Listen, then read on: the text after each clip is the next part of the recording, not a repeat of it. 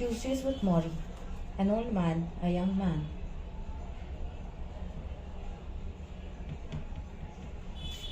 And life's greatest lessons. The third Tuesday, we talk about regrets. The next Tuesday, I arrived with normal bags of food, pasta with corn, potato salad, apple cobbler, and something else. A Sony tape recorder.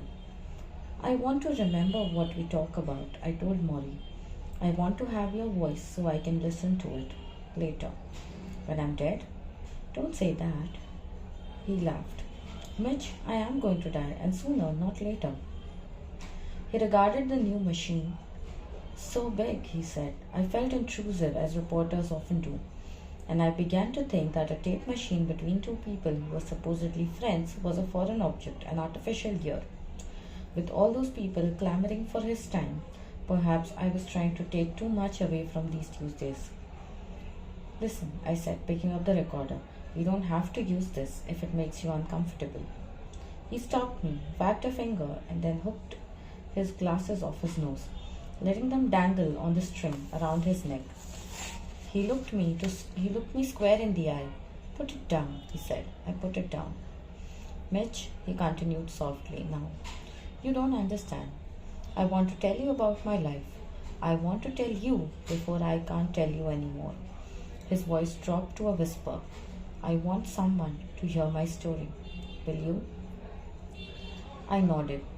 We sat down quietly for a moment. So, he said, is it turned on? Now, the truth is, the tape recorder was more than nostalgia. I was losing Morrie. We all were losing Morrie. His family, his friends, his ex-students, his fellow professors, his pals from the political discussion groups that he loved so much, his former dance partners, all of us. And I suppose tapes like photographs and videos are a desperate attempt to steal something from that suitcase. But it was also becoming clear to me through his courage, his humor, his patience, and his openness that Morrie was looking at life from some very different place than anyone else I knew. A healthier place, a more sensible place, and he was about to die. If some mystical clarity of thought came when you looked death in the eye, then I knew Morrie wanted to share it, and I wanted to remember it for as long as I could. The first time I saw Morrie on Nightline, I wondered what regrets he had once he knew his death was imminent. Did he lament his lost friends? Would he have done much differently, selfishly? I wondered if I were in his shoes, would I be consumed with sad thoughts of all that I had missed? Would I regret the secrets I had kept hidden? When I mentioned this to Morrie, he nodded. It's what everyone worries about, isn't it? What if today were my last day on earth? He studied my face, and perhaps he saw an ambivalence about my own choices. I had this vision of me kneeling over my desk one day, halfway through my story, my editor snatching the copy even as the medics carry my body away. Mitch, Morrie said. I shook my head and said nothing, but Morrie picked up on my hesitation. Mitch, he said, the culture doesn't encourage you to think about such things until you are about to die. We're so wrapped up with egotistical things, career, family, having enough money, meeting the mortgage, getting a new car, fixing the radiator when it breaks. We're involved in trillions of little acts just to keep going. So we don't get into the habit of standing back and looking at our lives and saying, is this all? Is this all I want? Is something missing? He paused. You need someone to probe you in that direction. It won't just happen automatically. I knew what he was saying. We all need teachers in our lives, and mine was sitting in front of me. Fine, I figured. If I was to be the student, then I would be as good a student as I could be. On the plane ride home that day, I made a small list on a yellow legal pad. Issues and questions that we all grapple, from happiness to aging to having children to death. Of course, there were a million self-help books on these subjects and plenty of cable TV shows and a $90 per hour consultation sessions. America had become a Persian bazaar for self-help. But there still seemed to be no clear answer. Do you take care of others or take care of your inner child? Return to traditional values or reject tradition as useless?